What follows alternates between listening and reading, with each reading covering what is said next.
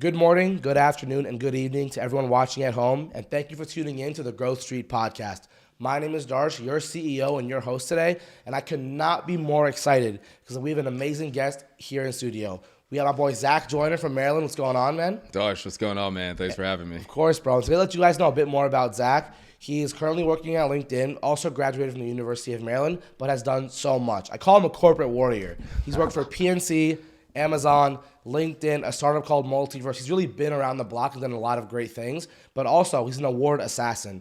He's won the Culture Award at LinkedIn, won the Transformation Award there, as well as in his own high school, won the Father Barry Award for amazing leadership. So he's done a lot of great things across a lot of years, even 30 under 30 as an alumni for his high school.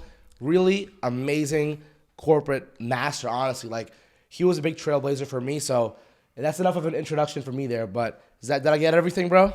Got everything. Got everything for the most part. Nice. Didn't necessarily work for Amazon specifically, but Okay. I did one of their corporate finance diversity programs down in Seattle. So Yeah. that's the only asterisk, but I see that you did your research. So Yeah, man. hey, man, shout out to you. Shout out to you. You know I have to, bro. Dude, like the amount of amazing things you've done, even in being involved with the NFL and the New York Giants, and you've done a lot of amazing things. And what we try to do here at Growth Street is really bring a lot of big voices and really amplify those, because so many people have done so many amazing things that I think really provided a lot of value to all college students, younger professionals, and I really could have known better. So Yeah. I'm so glad to be sitting across from you today, brother. Yeah, man, it's a pleasure to be here. I'm proud of all that you've done as Yeah. well. I mean, as we called out, like as we were kind of shooting before this. I mean, man, like it's been a journey to see you grow and then see your career really like take off, and you kind of form your own path, and doing it all like by yourself, but also like having some setbacks, and really like again just creating your own path. So shout out to you, man. Thank you, brother, and I appreciate it. And the biggest thing that I think everyone at home should know is that, guys, I would not be where I am without Zach, because when I was a senior in college, my whole thing was I really wanted to apply to all the universities and kind of careers, having people that I know with really good relationships. So I got into contact with you because of our boy Carlos. Shout out Wolfpack, the family in Phi Chi. Those are my guys right there. Hey, shout out Carlos B. Yeah, my guy. Seriously, and he really connected us. And what you were able to do by kind of becoming a friend and a mentor for me was so vital. And you really helped me get my career started at LinkedIn. And I couldn't be more grateful because, hey, without that opportunity, who knows if I would be doing this right now. Amen. Yeah, and like I said, incredibly proud of you, man. I think there's definitely people that I look up to. Yeah. And then some of my passions are also mentoring the next up, right? Those individuals that have that potential, that just need a little bit of direction or put you on game, for lack of a better term, right? Yeah. And, I'm always trying to identify like who those characters, who those individuals are that are coming up right behind me, and do everything I can to lift those voices. So with that being said, like you are absolutely one of them. Thank you. Again, proud of all your accomplishments thus far. Yeah, man. Like, I'm, again, so appreciative. And I think the big things that I'm really excited to talk about with you today are kind of the real behind what it's like to, for one, go through college, go through recruiting, get into all these different corporate spaces, and really navigate life as an adult who's working, right? Like, it's a lot more than that we get let on, bro. And I know we're getting grown now. It's kind of crazy. We're getting up there in age, bro. Like, for me, I'm 23, turning 24. I don't like how that sounds. I know. I was at the gym the other day, and I was saying how, like, someone was asking me what I was doing over the weekend. I was like, yo, I'm taking it easy Friday. I'm just chilling. I'm going to see a movie. I'm kicking it. And then I was like, yo, Saturday is my outside day. And, like, when I say outside day, I mean, like, going Having to the bar from like five to 8, and then I'm done. I'm done. And then he was like, "Is that what old people do now?" I was like, "Wow, in the chest. That one got you. There. That one hurt, bro. I know. I'm still cooking. You are, man. I'm still cooking. Again, we're on that. Work hard, play hard, brother. Right? Like exactly. I know you go out a lot to the U.S. Open games. You a lot, NFL. You're at the Ravens Chiefs AFC Championship. So for sure. I know. Don't worry, you're still doing your thing. I'm sure. Man, I'm trying to. I'm trying to be intentional with it, man. And like you said, like we grind hard during the week, and I feel like our generation just like loves being around our people. So spending time with friends and family in different settings, but usually it's just taking it easy on the weekends, debriefing from the week. Like that's how I like to spend my free time. So one thing I'm really curious about, Zach, is really how you kind of got back to that successful way. Because something I really noticed, that you are a savant. When you were at LinkedIn as an account executive and as an SDR, in fiscal year 20, you had 120%. In 21, you had over 200%. And then in 22, again, another 130%. So you're constantly overachieving as an account executive. You're doing your job and then some. So one thing I'm really curious about is what's the real behind that? Because so many kids at home want to be as successful as you, myself included, but there's a lot of things that are not shared about how to be successful. How did you really go ahead and accomplish all the things you've accomplished? And what was that like for you? Yeah. No, I mean, I definitely appreciate the question, and like by no means am I a savant. Like I think it just comes back to the people around me, number one, and really having a hunger to fulfill my full potential at the end of the day, right? And what that looked like was just having like great mentors from day one at LinkedIn. I got to give these people their flowers. People like Greg Butler, people like Larry Slaughter, Moose as well. Those are three individuals that I really look up to that kind of like came before me. You know, so those were the people that I would reach out to, pit their brains. I had the opportunity to work for a couple of them directly as well, and just like, to have an inspiring leader who really invests in you and sees your potential is incredibly, it builds your confidence, Seriously. right? And like, I constantly say, I feel like I had the energy, and again, I feel like I had that potential, and I, knew what direction I wanted to go in. Yeah. But like, sometimes you just need the coaching, and you need someone to invest in you. I agree. And have those conversations, and instill the skills, right? It's not like these skills pop up out of nowhere. Yeah. So with that being said, I feel like when I step into a new opportunity, it all comes back to role-related knowledge, right? So it's like, what are your top performers doing? What makes up your A players? What makes the A players an X factor, right? And I think a framework behind that, and I looked at this in the MEDIC sales methodology talks about this often, as far as like what makes an A player, and it's intelligence, character,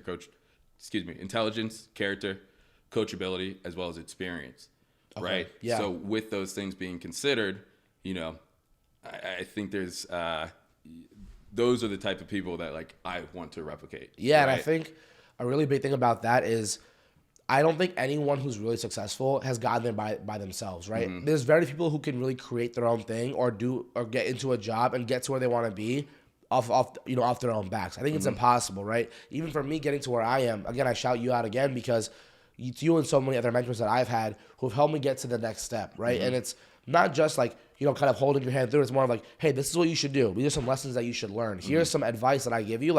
And it's not advice you're just giving to give. It's you've had that lived experience, right? You know what works and what you would change. So that's like super important. And I know you're shouting out your leaders at LinkedIn, and it makes me think like, you never like asked for them to be your people. It's those were just the people who rubbed off on you the right way. And you was, whoa, I have a lot to learn from them. So regarding the whole mentorship lane, I know that's a really big part of it. How do you think younger people right now who are in college trying to find those jobs, build those relationships, should kind of go ahead about finding those leaders, kind of attaching themselves to coaching, and why that's important? Yeah, it's a great question. And like, when you're in college, you're in a little bit of a bubble, right? Yeah. So I think the beauty of that bubble, right, is like you have people that have come before and now are in the professional world, whether they're 4 years older than you, 3 years older, and so on, right? But just really identify someone that might have come from a similar journey, right? Like someone that you relate to, someone, we call it like building your board of directors, right? Like your kitchen table. That's what David Rosenstein, shout out him on the last on 2 episodes ago. We said the same thing, building your board of directors. Yep, exactly.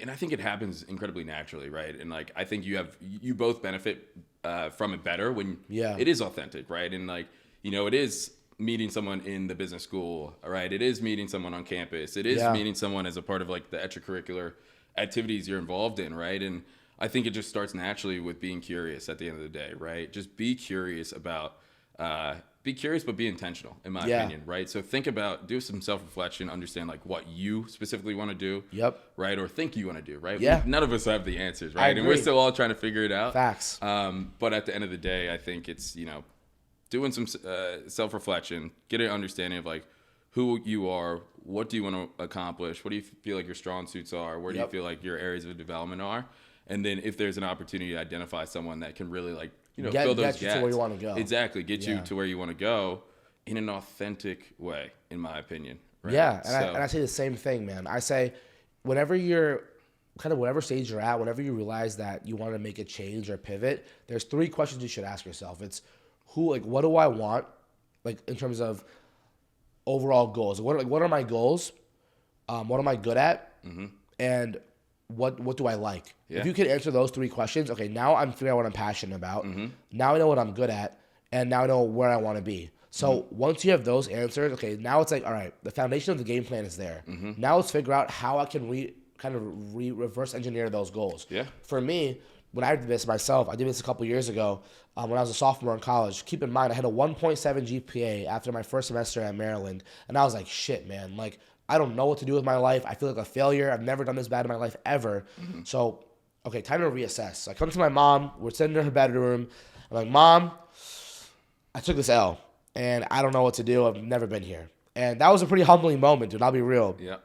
She's like, hey, Dersh, what are you good at? What do you think you're good at? I'm like, Mom, I think I'm good at talking to people. Mm-hmm. I like relationships. Mm-hmm. She's like, I think you are too. I said, cool. Then she said, what are your goals? Like, who do you want to be? I said, Mom, I think I want to just be someone who is important. Like, I want to be someone who is important. Like, I want to matter. Mm-hmm. And then she said, what do you like? What do you actually truly like? I said, I love sports. I love people. So boom, my foundations were, I like to work in sports with people. What I'm good at is socializing and just generally building relationships. And my goals are to be someone. Yep. So now I combined those 3 things and said, okay, I want to work in sports. So what did I do with that information? So I said, okay, I want to work in sports business. How can I make that change happen? I went on LinkedIn and I cold messaged 100 people a day working in sports sales and sports relationship management. And I maybe got 2 or 3 people to respond to me per week. Yep. What did that turn into? Over the course of 3 months, I had a contact with every single sports team in the U.S., the NFL, and the NBA. And what did that turn into for me? A sports internship for Maryland Athletics and for DC United, the MLS team. Mm-hmm. And that's the power of 1, self-reflection, and then 2, is finding those mentors. It's, Michael Lineman from the Rams. It's Austin Lesher from the Giants and the Cowboys. It's Marcus Jenkins from the Ravens. He helped me out too. And it's like, you can, once you figure out where you want to go, find who you want to be and have them show you the ropes. Even, dude, Zach, even you, bro. Okay, Zach was like, okay, he worked in sales, works for a cool tech company. I want to get to know him because that's fire. And what happened? I reached out to you. Carlos really got that connection going for us, and you talked to me. We built a friendship. Look where we are now, and I got a job at LinkedIn because of you, bro. So that's the power that these relationships really do have. Yeah, just as you called out, just be a person. Just seriously, be a person. Yes. Be casual. No matter be yourself. No matter what someone's title is, they are still a person. They're still people at the end of the day. They what's the saying? They wake up and put their pants on the same way you do, right? Yeah. It's the same thing, right? And they had a journey, right? And we sit here and we work hard and we've gotten to where we are today. And I can't wait to look back on this podcast in 20 years and be like, wow, look what happened. Look where we are now, right? Seriously. But at the same time, it's just be curious, right? To your point, align yourself to who you are and what you want to do, right? Yeah. And see if you can authentically find someone that's following that same path, following that same direction. Yeah. Right. And latch onto them, right? And I think, I think about it too, where, I'm passionate about elevating the next up. Yeah, just kind of tell me how, because even you were saying today, when you were in the car on the way down, is that you had a call, another kind of mentorship chat today, right? So what's kind of on your end, what's that like? And if you kind of reverse the hats, if you were a student trying to find someone to latch onto or someone to grow from, what would you do? I think because people at home are really curious about what steps can they actually take to win in these different settings that you're kind of advising them on. Mm-hmm. So if you were a young student, what would you do in terms of in this dynamic, in terms of finding a coach, finding a leader, finding a mentor? Yeah, I think at the end of the day, it's ask for help. Yeah. Right? Don't be afraid to ask for help. And it's funny that you asked the question, and my mind goes in so many different directions. But at the end of the day, it's ask for help. Identify someone. I sound redundant in saying it, but latch on to someone. Talk to everyone. Yeah, right? And that sounds like an oxymoron. Yeah, seriously. It sounds like an oxymoron, but talk to everyone, latch onto the things that you like, leave what you don't, right? Be curious, understand, and I think like understanding the skill of business acumen, right? Like how is one thing connected to the next? Okay. Right? Like how is this step connected to that next step? Yeah. Right? And, you know, I think a more direct answer on what you can be doing is going to be like, you know, LinkedIn. Yeah, seriously. Right? The power of LinkedIn is crazy, man. It's actually crazy. Yeah. So, I mean, with that being considered, like find someone that might have went to your college that's at a company that you want to work for. Or find someone that went to your college that's in a role that you want to be in. Exactly. Or an industry, right? There's so many different ways to skin the cat, for lack of a better term, man. Yeah. Like, there's so many different directions that you can go in. And I think that especially with our generation, man, like we want to help others. Yeah. We really do. And, you know, I think that there's just so many opportunities to have conversations with people. And it's okay if, you know, just ask them for 15 minutes of their time, 10 minutes of their time. And not everyone's going to say yes, right? But someone will. It's like the whole thing about you miss every shot that you don't take, right? For sure. So for me, it's like you take 100 3-pointers, right? Or even take 100 half-court shots. That's kind of what you're doing, right? By reaching out to people on LinkedIn, cold messaging them, or even like going through like mutual connections, it's a half-court shot. Yeah. You're not going to go 100 for 100. Unless you're like Steph Curry, it's impossible, right? But maybe you make 5, maybe you make 10. And what happens 5-10 years later, or even 2 years later, you're making more shots now, right? So it's take those half-court shots, make a couple, and then once you make those, like, okay, now I have that chance to have that connection, have that relationship. But also, it's like do your research too. Yeah. Just like do your research, right? And like, it's, you know, it's people will get on the phone and be like, oh, like tell me about this, and it's like, wait, but that's not even directly. You don't even referable, right? But at the same time, like, be intentional. Tell people what you want to accomplish, right? And then they can be aligned to give you advice on how to get there, right? Or say, hey, maybe I'm not the best person, but I'll refer you to this person. Yes. Have a conversation with them and let me know how it goes. Yeah. You know, let me be a resource to you. So, kind of like, you know, in summation, all that, like, you know, use LinkedIn, like hit up family and friends. Don't be afraid to ask for help. Be curious, do your research, and just be a person. Yeah, be a person. I like that, dude. Yeah. And that really gets me to my next point is that, you know, you've had a lot of amazing roles. I know you worked in diversity with Amazon, you did work for PNC, you did work for LinkedIn and Multiverse, right? And that gives credit to you for like being a candidate that people want, right? So, and a lot of that comes back to recruiting at the end of the day. So one thing that I'm really curious about is what's like the real on recruiting, because we were talking about this before the podcast, is that, you know, people think it's still have good grades, have a good resume, you'll be fine. That is not how it goes anymore, right? So I'm really curious as someone who's really been through a lot of tough recruiting, still shifts a lot in your career today. What is your thoughts on recruiting? What's the real behind it? It's a good question. And again, like there's so many different directions that you could go in. Yeah. Part of my role today as a mid-market account executive at LinkedIn is supporting medium growing, scaling businesses around their people, their human capital strategy. So these are conversations that I'm having with business leaders. These are conversations that I'm having with HR leaders as well. And then, you know, also supporting the tactics of it, right? Yeah. Meaning like, how are you diving into the platform to actually go out and find the candidates that you're looking for? So, you know, I say that to say, like, I have the context on both kind of like the high level strategy of it, like the people strategy, what culture are you trying to build, but also the tactics of how they're actually doing it as well. Yeah, yeah. You know, and I think, not to make it as so long-winded, it all comes back to role-related knowledge, in my opinion. It comes back to role-related knowledge. You know, if you're applying for a sales development representative role at a tech firm, at whatever company, right? It doesn't even matter what company or industry. Do you understand the role, right? Do you understand the role? Again, I'll like kind of relate it back to the A player, right? Someone that has intelligence, character, coachability, and experience. Yeah. Right? What are your A players doing? What are your X factors doing? Right? What is their playbook? Right? I want to know what the best reps are doing all day, every day. Because then you can be that. Right. And add your own swagger to it. Yeah, because I think the whole thing is that you don't have to reinvent the wheel, dude. You don't. The wheel's already created. It's like, for example, if you want to be the best quarterback in the league, don't try to become something that is like in your head, create this perfect archetype of what that looks like. No, watch the best players. Watch Tom Brady. Watch Patrick Mahomes. If it's in sales, if you want to be the best person in sales, right? It's like, who are the best people right now? What are they saying? What are they doing? What are their strategies? And like, take that, again, add your special sauce to it, because that's what makes you you, but you don't have to reinvent the wheel, right? That's what I think of. My favorite question to ask, honestly, from a sales perspective, as well as whenever I'm doing like an informational interview, is where are you spending your time?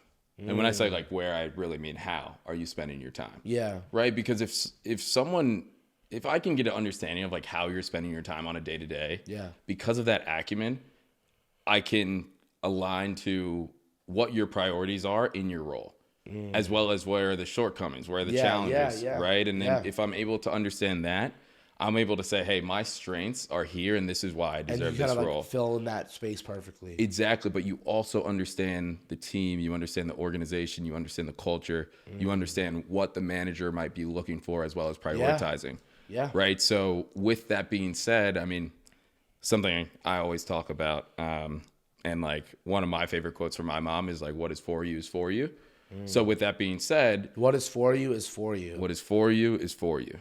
Right. So with that being said, if I can understand how you spend your time, I can understand again who you are. Who you are. What are you doing on a day-to-day? What is most important? What is the overall objective? What do you care about? Right? Like, with that being considered, that's powerful. Right? Like, if I can understand, then you know who they are. Exactly. Right? And that's what makes me curious, is like, so now that you know how the almost like the back end kind of thinks about when you meet someone, that's what you think of. It's now I'm gonna make you wear this college student hat, right? So now if you're a college student, you want to work for LinkedIn, right? Let's say LinkedIn's hiring and you're a college student. How does a college student, let's say they're starting their senior year, it's the first day of school, they're like, I want to work for LinkedIn, I want to work for whatever company, PNC, Amazon, whatever it is. What's the blueprint? How do they separate themselves, make themselves stand out to get that interview, and then go from there? Yeah. What would you do? I'm curious. It's a good question. I probably would ask them why, right? So it's like research on the company. Why do you want to work at LinkedIn, right? When I was in college, I guess it was story time, right? Throwback. So throwback. So like even before I started working at LinkedIn, when I had the luxury of having an older brother. Yeah. He's my best friend, 15 months older than I am.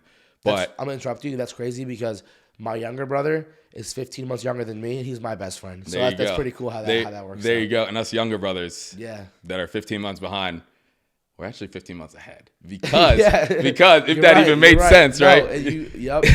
If that even made sense, because I wanted to do everything that he did, right? Yeah. So like when he was a junior getting an internship, I was a sophomore wanting an internship. Yep. Right? So I'll tell you exactly what I did. I mean, first of all, like I built my resume and wanted to, I guess, even going further back than that. Rewind the clock, bro. I know. Let's get back there. I guess it even goes back to just like how I grew up, as I was telling you before. Like I grew up in a smaller family. It's really just like my mother, my brother, my aunts, my grandmother, and my grandfather. Yeah.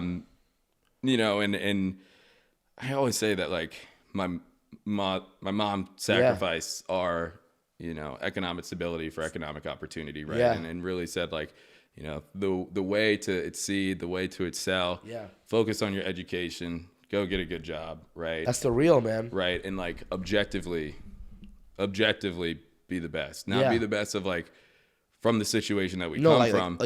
Like all the other circumstances, like if you don't know anything about our background, can you hang? Are you the best? That's what she was saying. It's like, are you showing up, right? Yeah. Like not exactly, like not based on your situation, objectively. Yeah. Right. And that's something I'm still passionate about today. Yeah. Right. And I mean, that's sometimes why I get like sometimes emotional about just like how far I've come and we've come because of what we've been able to accomplish objectively. Yeah. Right. And so I say all that to say, like, you know, I learned at an early age, like the way, quote unquote, out, like, you know, like the way to excel, the way to succeed is going to be, you know, through job, through professional development, through school, through education as well.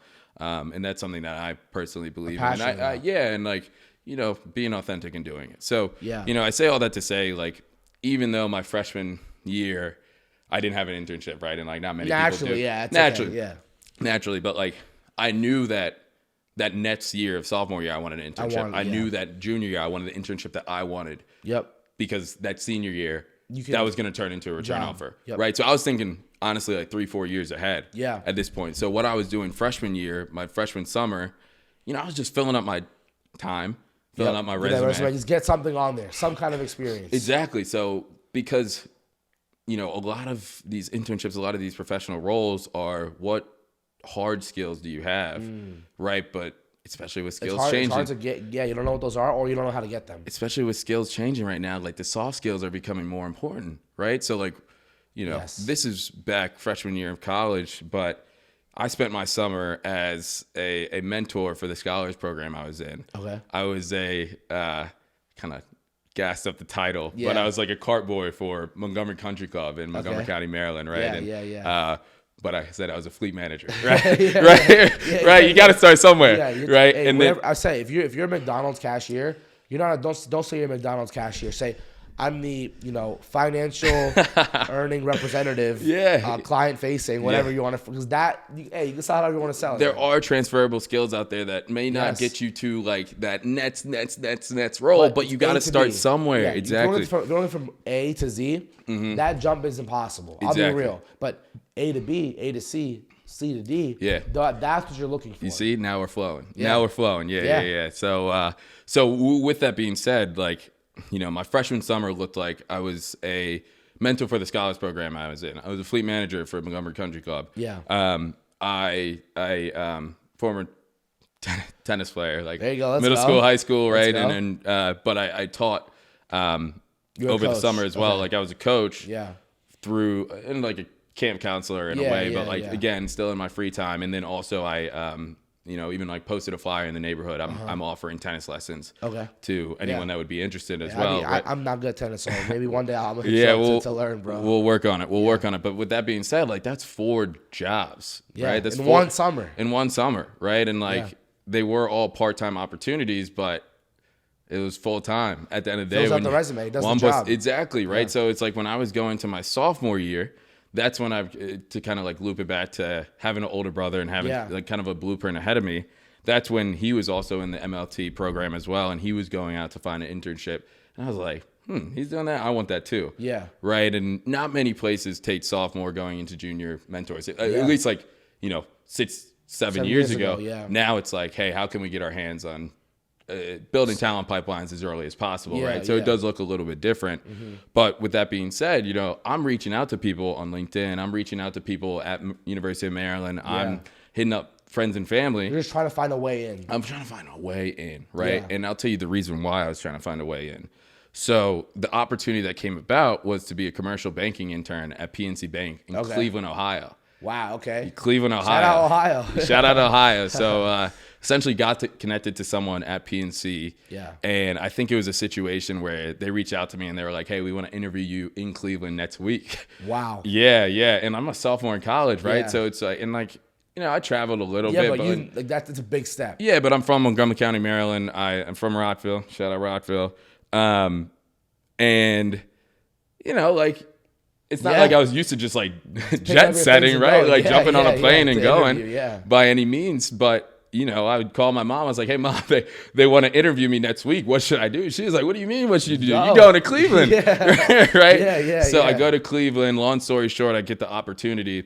Let's go. I get the offer, right? Man. So to become a commercial banking intern for PNC Bank. And, I spent that next summer, sophomore going to junior year in Cleveland. Wow. Right. And I'm like 20 years old. I was 19 turning 20. I wasn't even able to like go out. Like, so with that being said, the reason that I did that is because as I mentioned prior, I wanted that next summer to be an internship that I really wanted. And with having PNC on your resume and that experience, that's the lob. That's the lob. That's the brand name.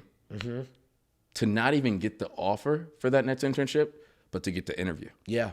That's the interview. Thing. Yep. Right. So with that being said, when you are intentional in that way, and I'm sure we'll chop it up a little bit, but I thought I was going to go the banking route. Okay. Right before transitioning to tech. Yeah. So with that being said, the goal was to get PNC on my resume, commercial banking, summer intern, where I was in a banking environment, right? Yeah, and then the goal and the plan was to kind of like go the investment banking track, right? And again, because I had that PNC brand, like nationwide brand, it's a massive brand. Exactly, it's a huge part of on my resume when I was going to as a sophomore too. That's a huge opportunity. As I was going to apply for these bulge bracket banks, I had that brand on my resume, so I knew that it would elevate me amongst my peers and at least get the interview. Get the interview all because I knew once I had the interview, let's go. Yes, that's exactly what I told everyone. Zach, seriously, what I tell you, man, like if I can get in that interview, it's already over. Like that's the confidence that I have with myself, and I'm fortunate enough to where ever since I was a junior in college, every time I had an interview, I got the role. Like once I interviewed, I got the role. The hardest part for me is getting the interview, and that's again with me having internships with Bloomberg, working for LinkedIn, working for all these big companies. But that the real in what you're saying is that if you are a senior, if you are a junior, if you are post grad, like you want your resume to really carry weight. And these big names, as much as it's like you don't need them, it really can make a massive difference. Because if someone looks at your resume and says, like, let's be real, you look at 50 resumes a day if you're a hiring recruiter, maybe hundreds, right? How are you going to stand out? You like objectively, it's almost impossible. Maybe your design, maybe the way you phrase things. But now if I look at you and I see Google, if I see PNC, if I see EY, if I see McKinsey and like these are names that carry weight. Whereas if I just see like I'm not going to say any names, but something maybe a smaller company, it's like it's still really good experience, but it doesn't carry that kind of leverage. And leverage is the biggest thing that can really help you get to where you want to be. In any space, really. And I think it's a balance, right? Like we're in a changing market right now where, yes, that brand matters, but your skills matter. Yeah. Right? Like skills are going to, I think, personally, like accelerate your career, elevate you as well. So? But because, again, it comes back to role-related knowledge, right? So it's like if I'm applying, I don't know where I'm going with this metaphor, but like, like let's say I'm applying to become... I don't know. Let's say like I'm coming to be a software developer, right? Like, it doesn't matter what school you went to. Like maybe that gets your foot in the door, right? And maybe that's who a recruiter might be reaching out to because that's how they're sourcing and that's how they're looking for you. But at the end of the day, like if you understand the role-related knowledge and you're able to understand how someone's spending their day-to-day and how they're spending their time, what's a priority, what do their bosses care about, what do their bosses' bosses care about, and you have the skills to elevate the team, elevate yourself, the team, the business, the org. Yep. That comes back to skills. Yeah. Right? It comes back to skills, right? So how does a college student right now or how does this young professional get the skills? Like, again, I'm not going to say something for a role super specific, but if you're a college student, right, let's say you have maybe one internship, you're a junior, you're trying to figure out how to get to where you want to go. I mean, my whole thing is I'm really trying to get the younger generation to like, I want them to have the blueprint. Because me and you, bro, we don't do things the hard way. We figured it out through like trial by fire, right? Like we had to go do things to figure out what works, what's changing, and how things have been changing. So, again, if you were a college student, what would you do? Like tangible steps, like quick tangible steps for them to take what we're saying and to actually turn those things into actions. It's a good question. Like my mind kind of goes towards trying different things, right? Okay. Like if you think you want to be software developer, first of all, you could major in comp sci, like you could not, right? Like, if you don't, talk to someone that does, right? Like, and I've seen people in comp sci and in software developing where you can like take a summer course. You don't even have to be a major. You just take like a boot camp. That could sometimes be enough to get your foot in the door. Right. And those are the skills that we're talking about, right? Like role-related skills. Reverse engineering. Yes. What is this person doing in this role? And then basically figure out the blueprint. Not even the blueprint, right? Like how they did it. What path did they take to get there? Yes. What skills were required for them to get there? Yeah. Right? What were they doing in college? Right? Are there books that you can read? Are there videos that you can watch? And it's not like you have to get it right. That's the thing. Like you don't have to get it right. You just have to Try, learn. Yes. Say, I don't understand this, and ask for help. And try to understand it. Try to understand it. Make assumptions. Like, fail fast, man. Yep. Like, it's not, but I also get it. Like, it's hard to take that first step, but I think the luxury of it and, like, making it specific to Growth Street and the audience that we're looking to target, we're young, bro. Yeah, seriously, guys. We're next up. Like, we have so much time ahead of us. We're figuring out so many things. Mm-hmm. And I don't know if you're familiar with this man. His name's Patrick Bet-David. Like, he's someone I really look up to. Really amazing figure in terms of, like, developing and learning. Something he said is that if you want to, like, first of all, you have to figure out what your goal is, right? Now I want to be, let's say I want to be Zach Joyner. Let's see me, right? I'm 23 years old. I want to be Zach Joyner. I want to be an account executive at LinkedIn. Cool. I'm not, like, there's different ways to be that, but what most people try to do is, I'm going to try to do exactly what he's doing now. Mm-hmm. That is not what you should do. You should do what Zach did to get there. Mm-hmm. So, for example, what you're doing now is... And do it better. Yeah, and do it better. In your own way, right? Yeah, but it's like, have some swagger with it, bro. Exactly. But the big thing is, like, if I'm trying to replicate you and what you're doing now, what you're doing now is not how you got to where you are. It's what steps did you take to get to where you are, right? So let's say I'm having an informational interview with you. Let's say I'm a college student. I see, well, Zach has a big following on LinkedIn, 4,000 followers, has a lot of, awesome opportunities, done some cool stuff. I'm not going to ask Zach, what do you do today that makes you great? No, that's not what's actually beneficial to me. It's, Zach, how did you get to where you are? What steps did you take? What steps would you recommend? That is what will tangibly help me get to where I want to go. And again, I go back to the whole skills thing you kept mentioning is that there's so many ways to get skills, but people think it's harder than it is. If you want to become skilled at sales, you don't have to work a sales job. You don't. Like, start selling something on the side. Go work as a cashier somewhere. Go work as a retail employee at, Express or Primark or H&M. Like, go work for your schools. Go part of your school's club. Be a fundraising chair. Mm-hmm. There's so many different things you can do to get a certain experience, right? For sure. So that's what I'm trying to tell people all the time is, like, you don't give yourself enough credit. Mm-hmm. Do some kind of experience and just sell that and spin that into whatever it is. There's so many things you're learning. Mm-hmm. Exactly. And, like, I like how you call it out. Like, people don't give themselves enough credit. In an interview, I was asked, like, like, what are you passionate about, right? Or, like, kind of like what makes you makes you, yeah. I guess, right? And, like, I can't even remember if that was the exact question, but, I mentioned around, like, I have an obsession of fulfilling my full potential. Okay. As well as I have an obsession of, elevating others for them to realize theirs as well. What is your full potential, you think? I don't mean to interrupt you, but I'm curious now. It's a good question, man. Like, I don't know. I need to put more thought into, like, what that actually means. But, like, when I think about what I want to do down the road, like, I want to be a CEO, right? I want to be in C-suite, do you want to be an intrapreneur or an entrepreneur? Like, do you want to go do it, like, through a company like a LinkedIn, or maybe LinkedIn's a little bit more tough. Maybe it's not. Mm-hmm. But do you want to go do it through a company, or do you want to kind of create your own thing? It's a good question as well. I think more so, like, through a company, like, establish foundation and then being able to take the foundation and really, like, elevate it, as well as, like, implement a strategy behind it, right? I think that's just something I'm personally passionate about and, like, where I want to spend my energy and time. But at the end of the day, it's really I would say it's to elevate others and, like, elevate society, right? Like, I want to be a leader. I think of myself as a leader already, truly, humbly, because I know where I'm at. I know where I'm capable of going. I look to others to help me get there. And, like, I'm so appreciative of everyone that's helped me get to where I am today.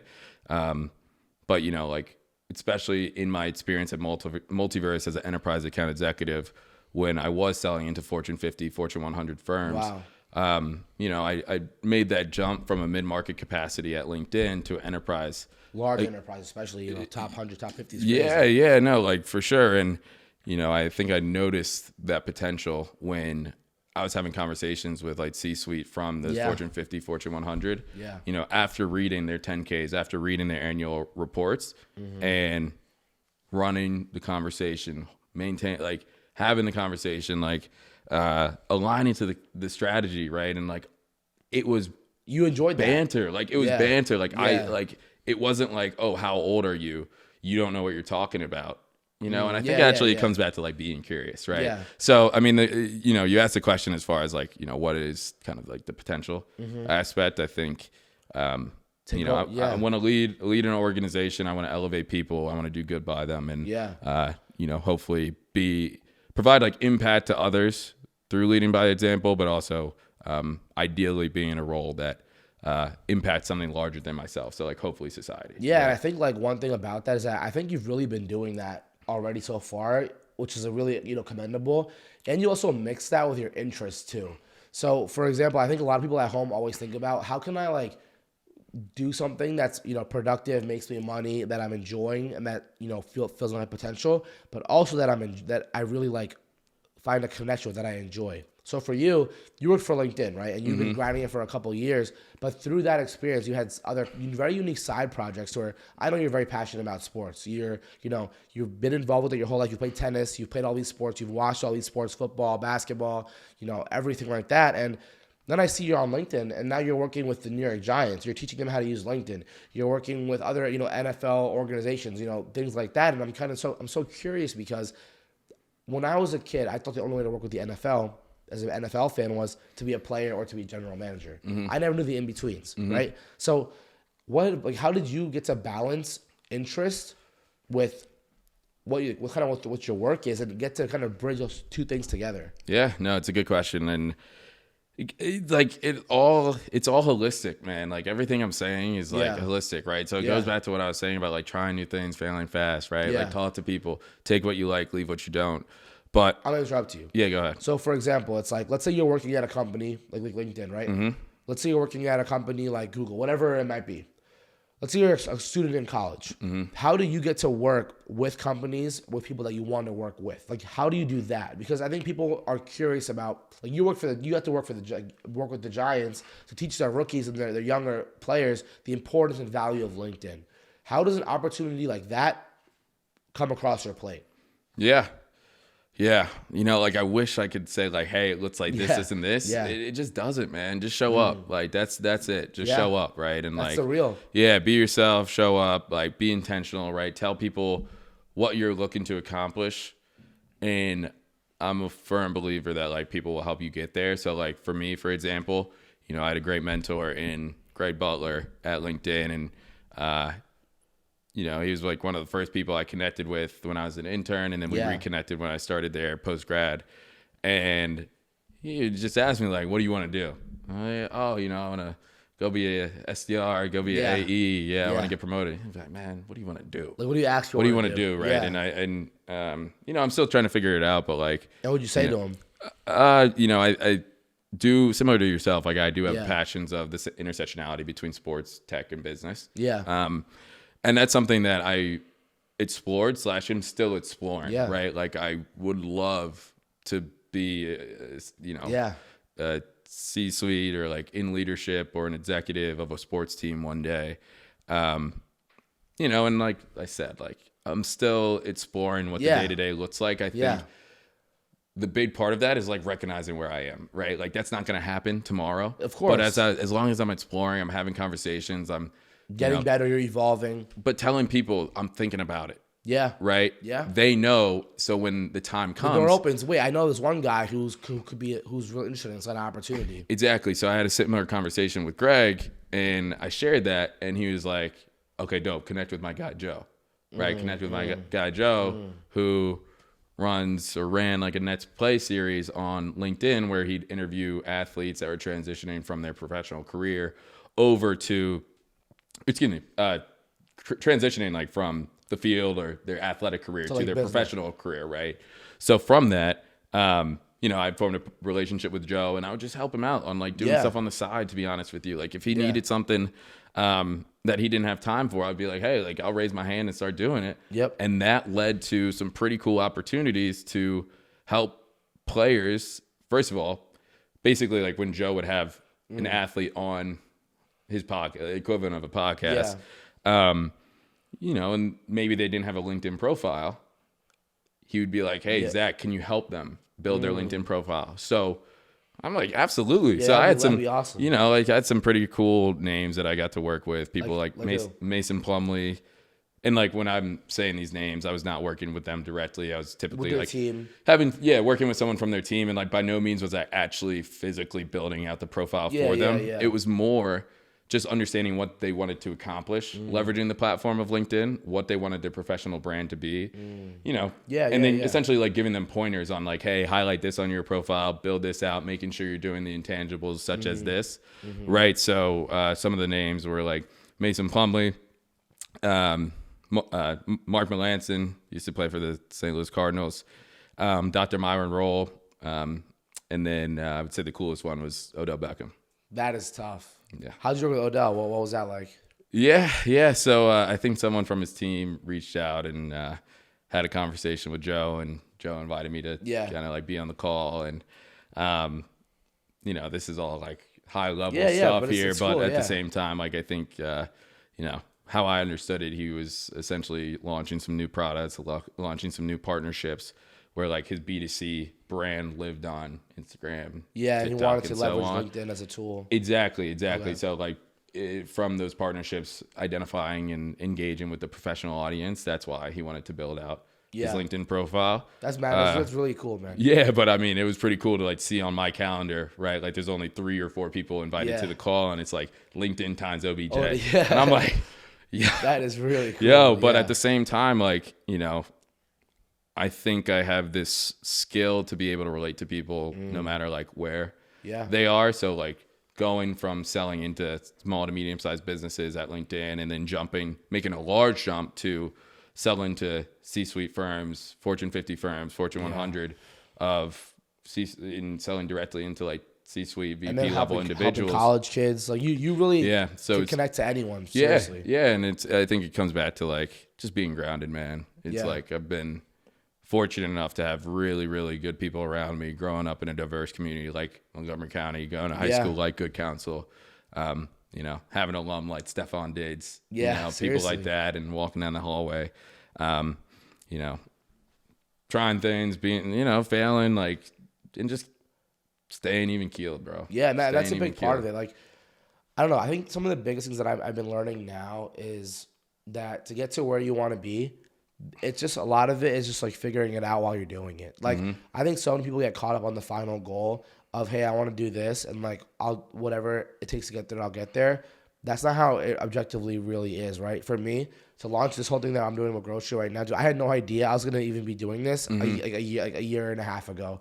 But when I graduated college, if you told me I'd be living at home, working on my own company, my parents' basement, I would say you're crazy. Right. I would say there's no way. Right. And a lot of that is just, again, being grounded and figuring things out the hard way. And that's why I'm really excited to help out all these young generation at home, because I really want them to figure out like what do they want to do and like how they can get there, right?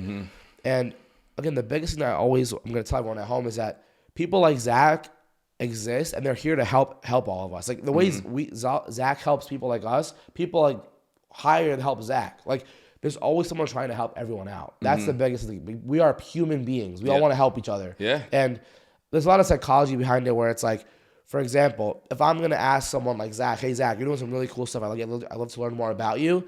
Zach is now thinking, oh, wow, he wants to learn about me. Like, I would love to talk about myself and, like, help somebody out. Because one, he's helping someone out.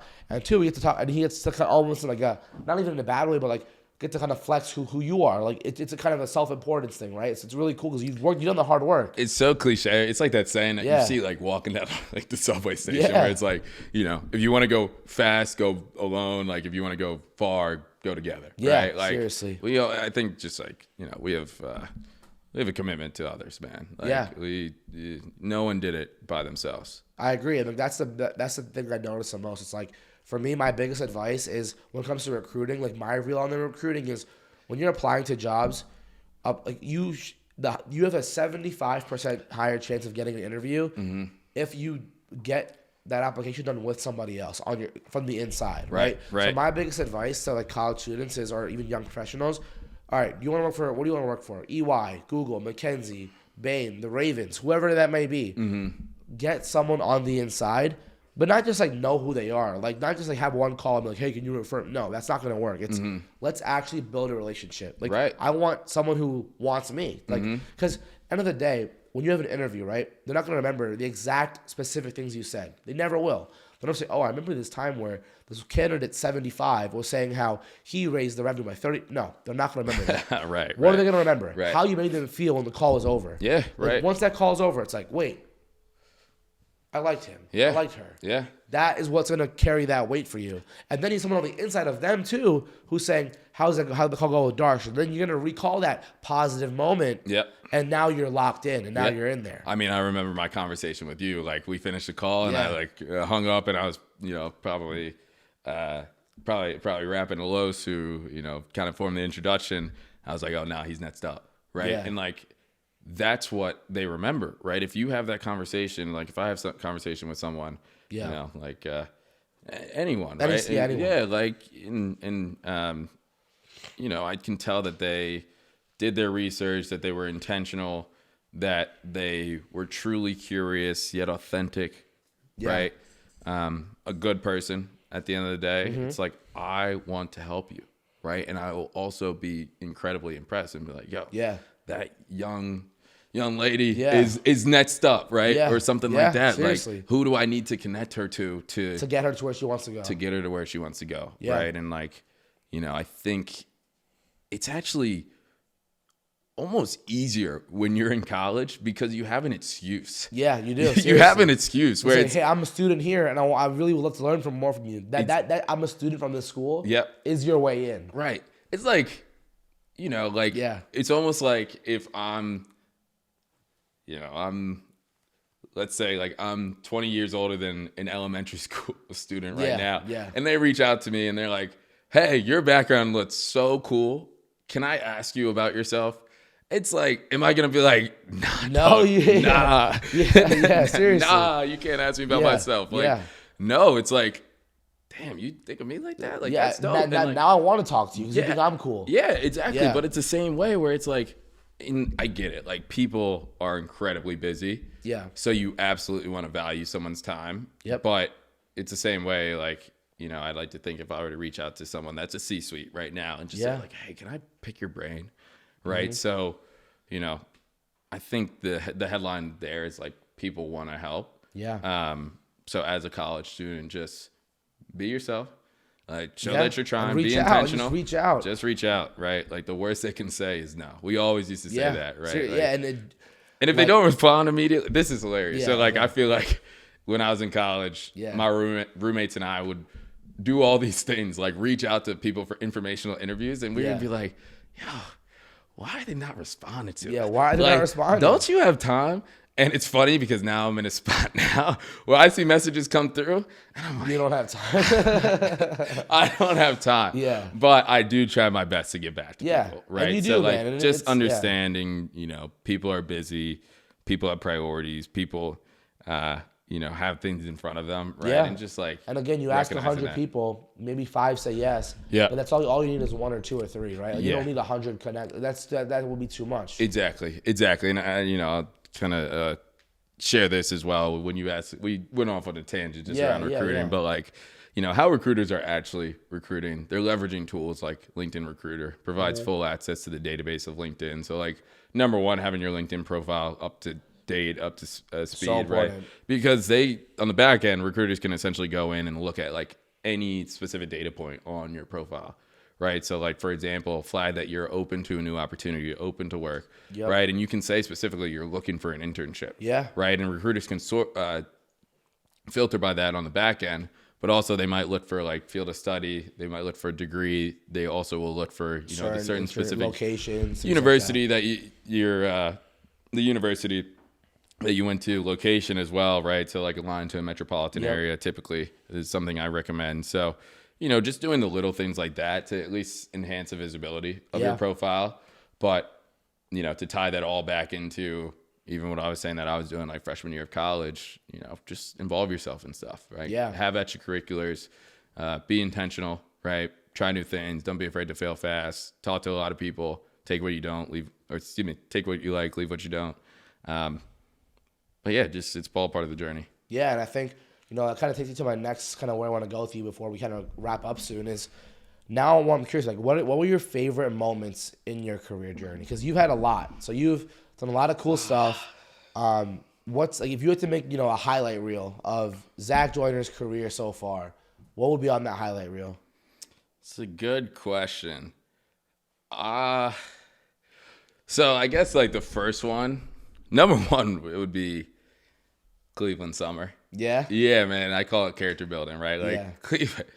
Look, man, got love for Cleveland because of my experience out there, but it's the interesting, not much going on in Cleveland, especially when you're 20 years old. Yeah. I would say like that's by yourself, right? Were you by yourself? Oh yeah, I was there? by myself. Yeah. By myself. That's tough, man. Yeah, I had my older cousin that lived out there, so I'd spend a lot of time there. But like, that's actually when I got in the gym. Like when I got bored, I would literally just go across the street to the gym. Yeah.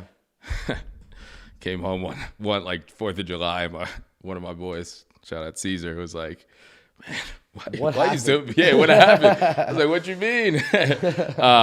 No, but like, Cleveland summer was like kind of the first step. Yeah. And then I guess like in chronological order, that Nets junior year fall started like heavy recruiting season. Yeah. And as I mentioned to you, I thought I was going to go the investment banking route. So I was doing like all these different super days. Man, I was not fit for investment banking. Yeah. I remember I was doing an interview. I won't say the bank because, I was bulge bracket. Man, I went in that interview. I thought I was well prepared.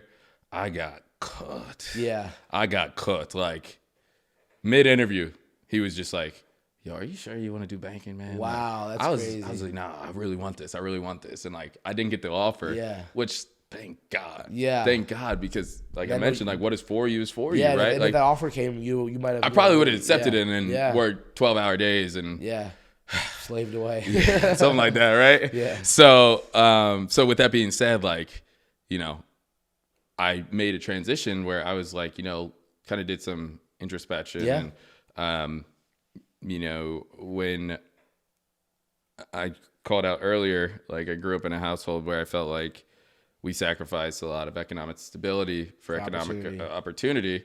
So as I was kind of transitioning, having conversations with people, and like, I think my brother was the one who was like, you should check out LinkedIn. Yeah. And I'm doing research on LinkedIn. It's kind of a growing platform at the time. Mm-hmm.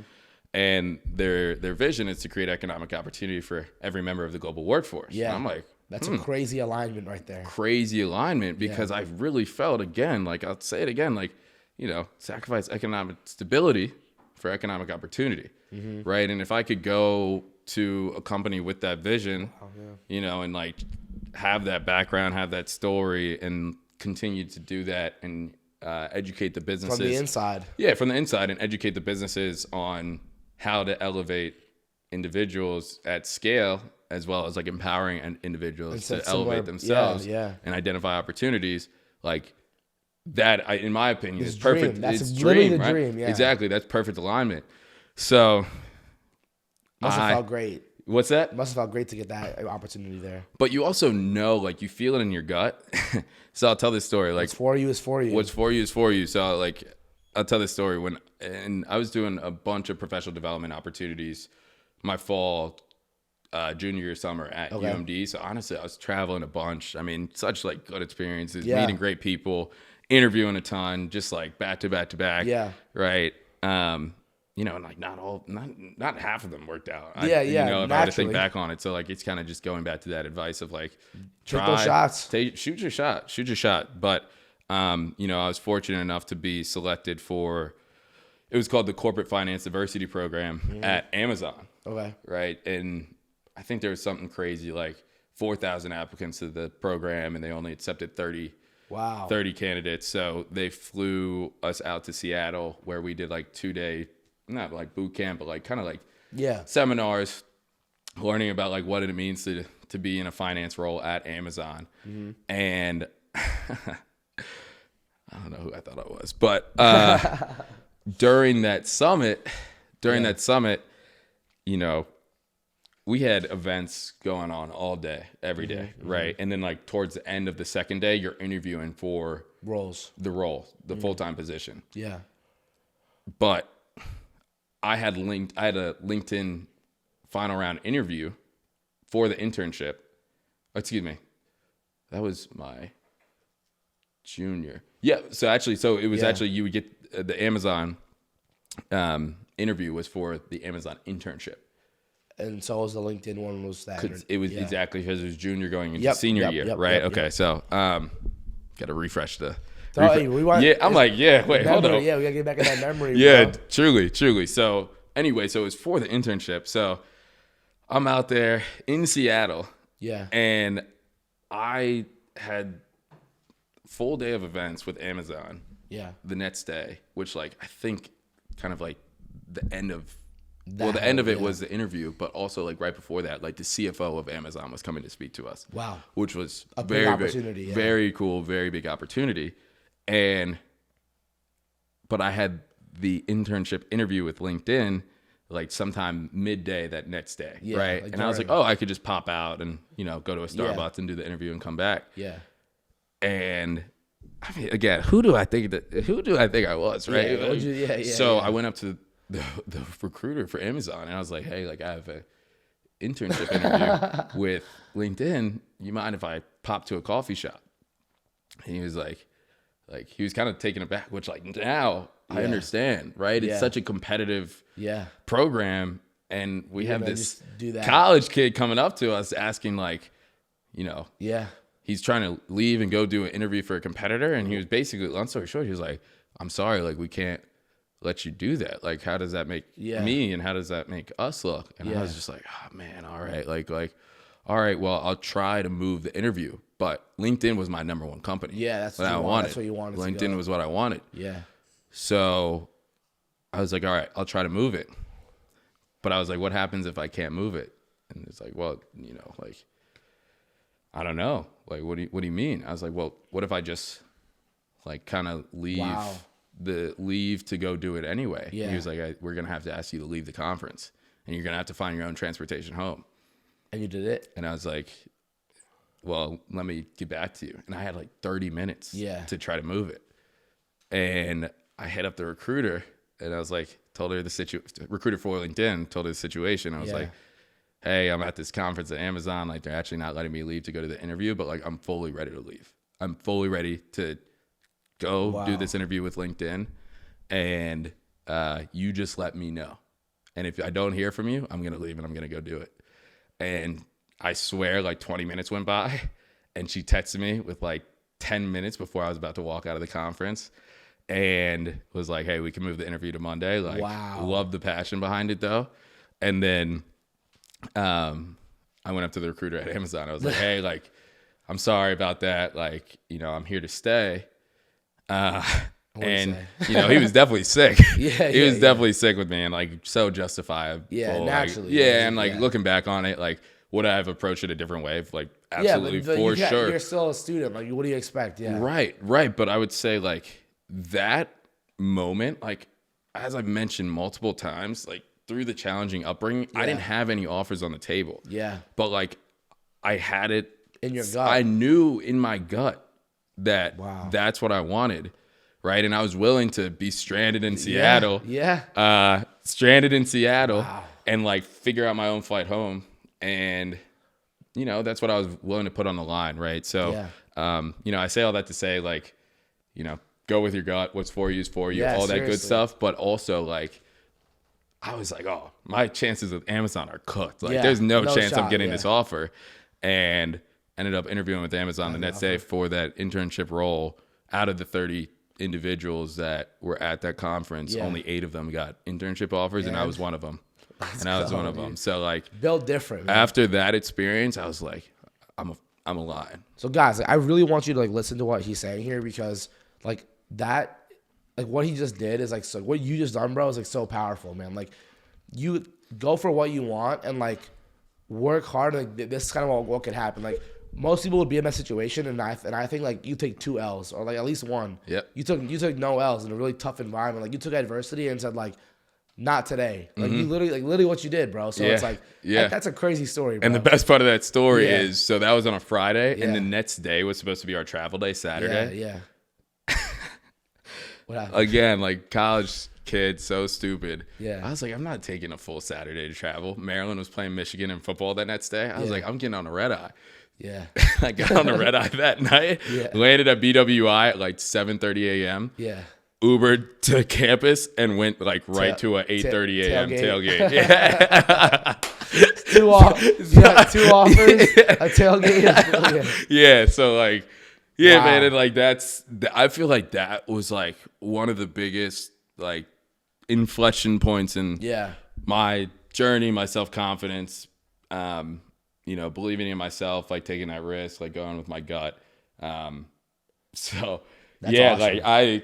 That story is insane. That's crazy. Right? That's actually crazy. Yeah, I think the other one is transitioning from sales development rep into an account executive role, because like that can be, more of a challenging jump. For sure. Because kind of like dating back to what we mentioned around the skill set, like it is a wide skill gap typically that, you can fill with work and understanding of role-related knowledge, as we talked about. But I remember like one of my mentors, Moose, at the time, and Larry actually were on the call, and they told me that I got the offer, and I was just like, elated. I made it. Let's go. It's a pretty dope highlight reel, man. Like, yeah. I think about this, and I'm just like, I really hope this inspires a lot of people watching, because even me, like listening to this, it's like, dude, like they're like, even when you think you're in a like you're a spot where you can't win and you can't do something, like just hearing like the amount of like amazing opportunities that you've like had to cash out with, and like that's really influenced you, and again the whole what's for you is gonna stick with me, because that's like your mom's goated for that. Shout out mom. Seriously. The GOAT, superhero. Seriously. Yeah, me too, man. Same thing. And like really makes me like wonder, before we wrap up, I have like one last question for you, because I can talk to you for hours, and this is like, I know, I feel like we're not supposed to end right now. We're just chopping it up. Yeah, right. My last question before we wrap things up here is three secret sauce for people watching at home. Like you're young, you want to win, you want to eat, you want to get this good role, you want to be Zach. What do they have? What should they do that no one else is doing? Man, you're supposed to let me know these questions before. Nah, man, I know, right? Spot, man. Yeah. I think it's be hungry, like be hungry, like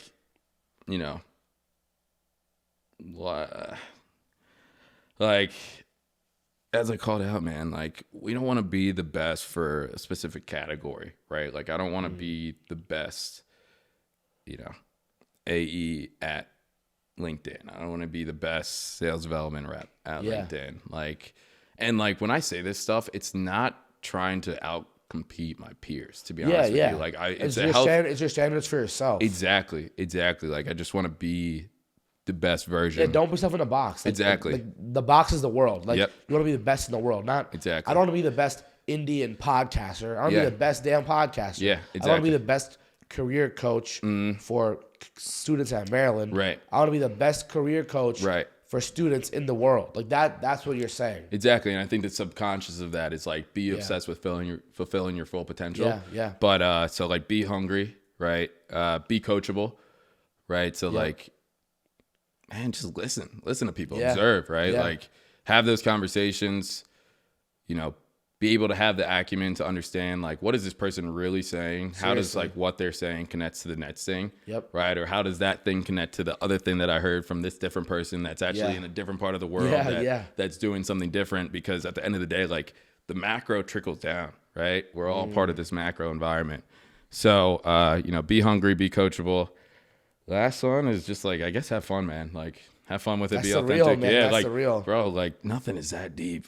Seriously. Nothing like, is if you're not having fun, deep. You're not going to enjoy what you're doing, and then you're going to set yourself so much further back. Take the pressure off. Take the pressure off, man. And like that goes back to like we've been so redundant in saying it. Like what's for you is for you. Like it's like that for a reason. Like, bro, that's it. Be swaggy. Let it rock. Like bring your full self to whatever opportunities are in front of you. Like when I talk to my clients, my customers, like I get on the call and, I might see where they work, or it's not where they work, but like where they're located and everything. And, I know what my job is. I know, but I'm actually like trying to understand their business because I want to know if I can help you. Yeah. And like, I'm going to do it in a fun way. Like, I think a lot of people that like might listen to my calls or anything, they'll say like, oh, you're very conversational. It's like, we're just shooting. Yeah. We're shooting just like you and I are, right? And I'm listening to everything you're talking about, exactly. Right? The whole big thing I think about all this stuff is like you're saying your last point is just be yourself and just be a human being, dude. Like it makes all the stigmas and all the awkwardness, it all goes away, right? Even me and you, right?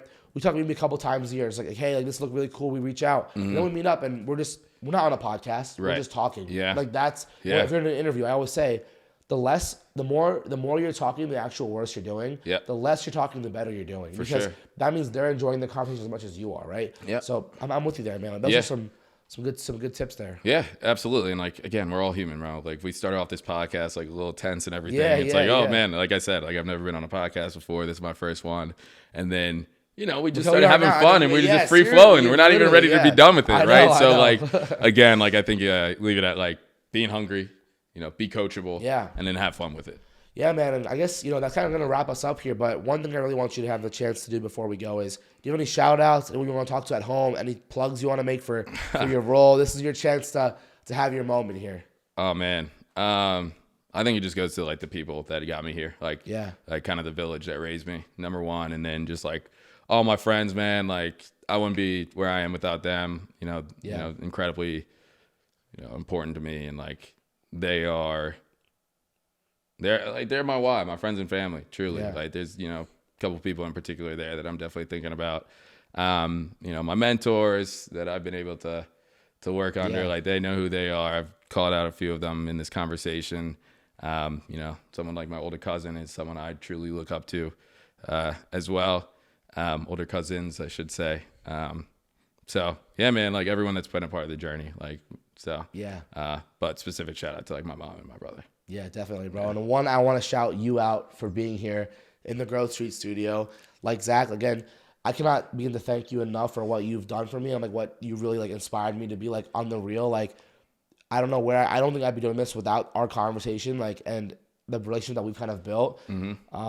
Seriously, thank you. Like, you helped me get my job at LinkedIn. You helped me like figure out a lot of things subconsciously. You helped me like today with all of this stuff, and it's like, you do it with so many people else, so many others in the world, and you're really doing some great stuff. So thank you. Yes, but yeah, guys, like I really hope you enjoyed today's episode. Like Zach is a real one. He's done so many great things, and again, like follow him on LinkedIn, send him a message, go support what he's doing because like he's doing amazing things in the world. And I seriously hope you rewatch this, take notes because so many gems of information that we've been sharing, I think, and apply even a little bit of this, apply one thing that you learned here today into whatever you're doing in your professional development journey, and great things will happen. So seriously enjoy the podcast. Yes, sir.